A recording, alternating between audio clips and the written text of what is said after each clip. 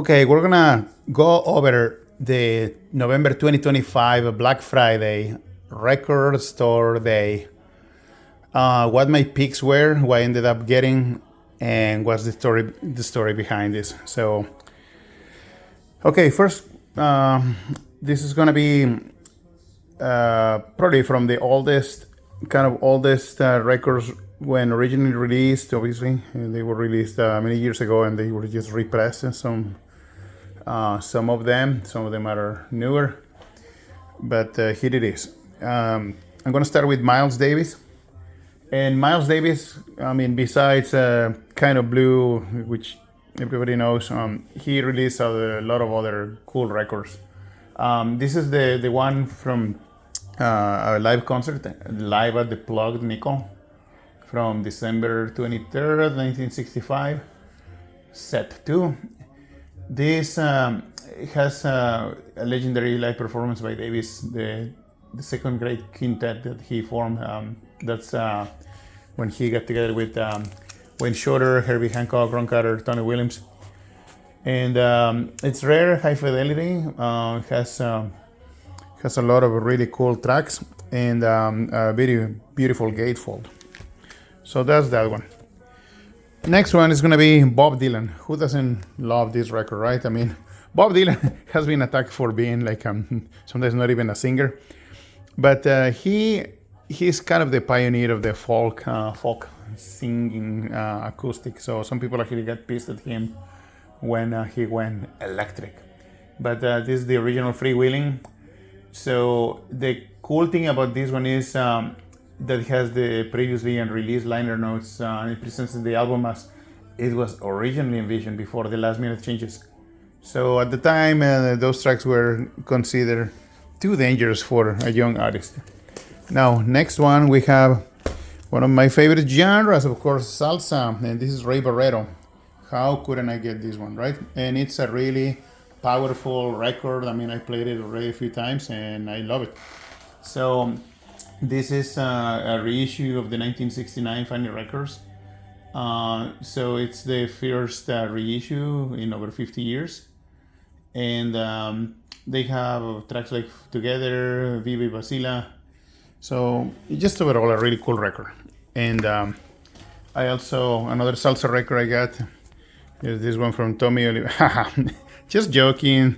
This is obviously not from Record Store Day. It's just something I wanted to show off that I have. It's moving on. This one that I'm gonna show you, it's one of my absolute jewels, and it's the Maitreya Kali Apache Inca. If you don't know who this guy is, I don't blame you, because most people don't know. But if you are into music, history of music, how styles blended, influences, this guy is not only interesting in what he produced, but also his life story. So he wrote some songs for the Monkees, and he recorded this one in his garage.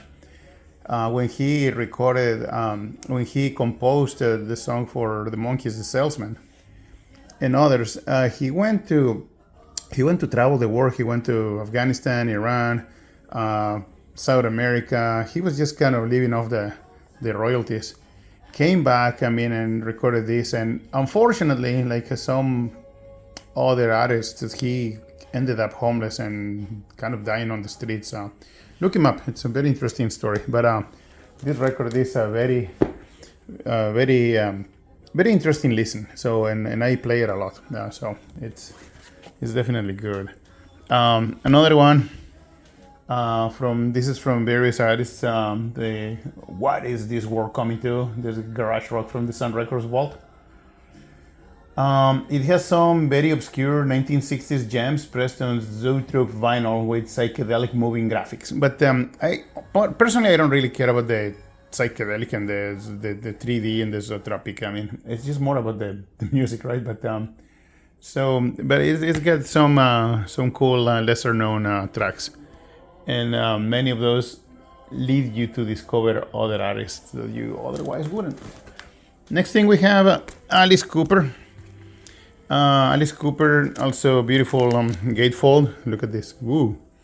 It's a live concert. It was back in 1975 at the Forum in Inglewood. I think that's before. I think they just demolished the Forum, right? That's where the Nokia Theater and YouTube Theater. I want to say that's yeah. So this is kind of where he started doing his theatrics. And the interesting cool thing is that Alice Cooper is still touring. So if you want to catch a glimpse of what it was, incredible, right? He's still kicking. Next one is Fleetwood Mac, because, I mean, who doesn't like Fleetwood Mac, right? But, well, actually, I know a lot of people don't like Fleetwood Mac. This is before, obviously, they released Rumors, and it has the female vocalist. If you know Fleetwood Mac, they went through a few lineup changes, and some people don't even like this lineup, but it's very much the most iconic. So this is also from '75. That's when they debuted some early performances, Landslide.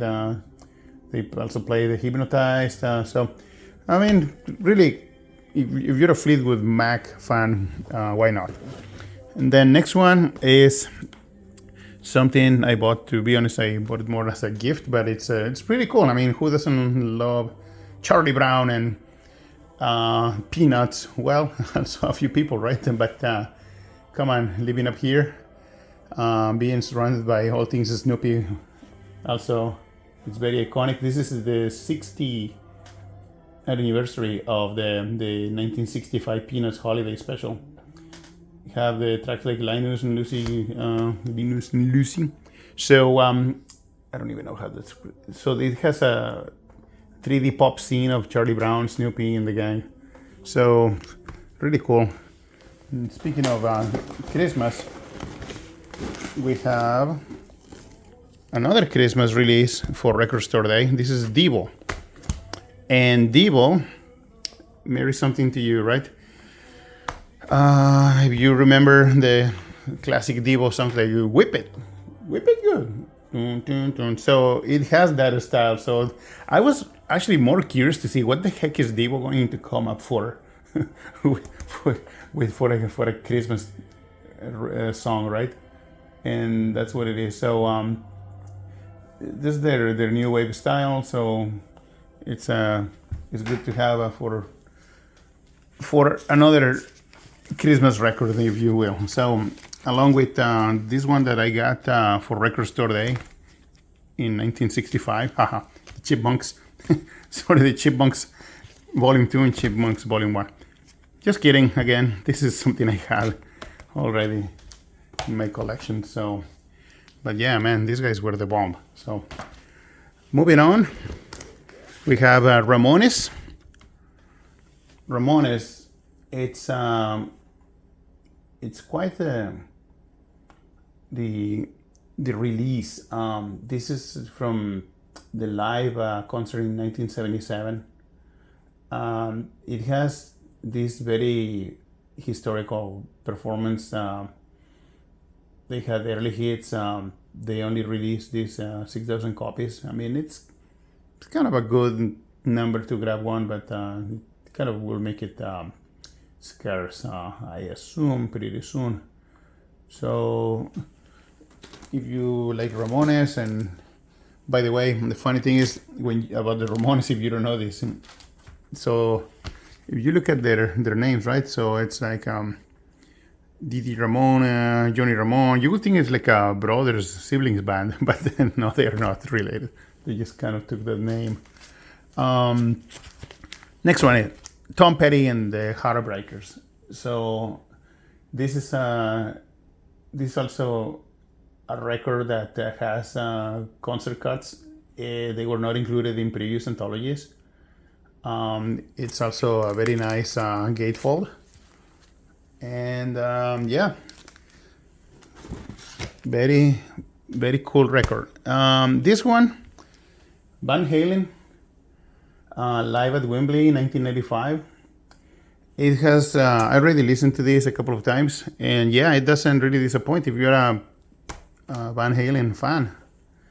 obviously you have the guitar of Eddie Van Halen and like it or not, David Lee Roth singing. Now, side note on David Lee Roth, he is still touring in 2025, and man, if you have nothing better to do, go watch those videos. And it's like a, kind of like how not to age as a musician or as a singer. Many people think, and even the band themselves, they were the reason they included David Lee Roth in the lineup is because they wanted to get a rehearsal space for cheaper back then. I myself don't think it's the best vocalist. I mean, also I'm not the greatest vocalist, but I'm not professional, and also I'm not touring at 80 or whatever age. Anyway, go look it up. But anyway, back to Van Halen. Yeah, 6,000 copies, record store day. Really cool. Next one is this Thievery Corporation. It's kind of Radio Retaliation. That's the name of their album, and it's a reissue of their 2008 album. And it just has dub world influences, has a guest vocalist, and it's just a really cool electronica group. So check it out. It's got this kind of, I don't even know how to define the genre. Now this next genre, which is well defined, is punk. Punk goes acoustic. So this is from several artists. This is a compilation from the Fearless Records series. They have tracks by bands like Yellowcard and Taking Back Sunday. And yeah, it's also very easy to listen, very nice. I mean, it's a cool twist on punk. Then the next one, Bruno Mars. And it's better if you don't understand it. So this is a pressing of the 2010 debut. And it's the first time that they release on vinyl this early pop collection. So it's it's a really cool thing if you like Bruno Mars. Yeah, it's very good. And also this one here that I'm gonna show, which is the last one. There you go. Now, what the heck am I doing buying Billie Eilish records?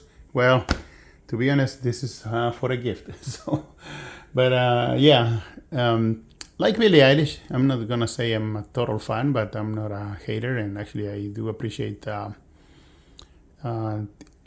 art. I do think she is an artist. And this is just some live performances of her hits. So it would complete any Billie Eilish fan collection. So there you go. That's the November 2025 Record Store Day, Black Friday picks. Obviously, there were dozens and dozens more of records, but this is what I got. Okay. Remember, like and subscribe and activate the bell. And what else was that? Yes. Because we're going to talk about Record Store Day releases every weekend here on the channel. So, or don't subscribe. I don't care. Bye.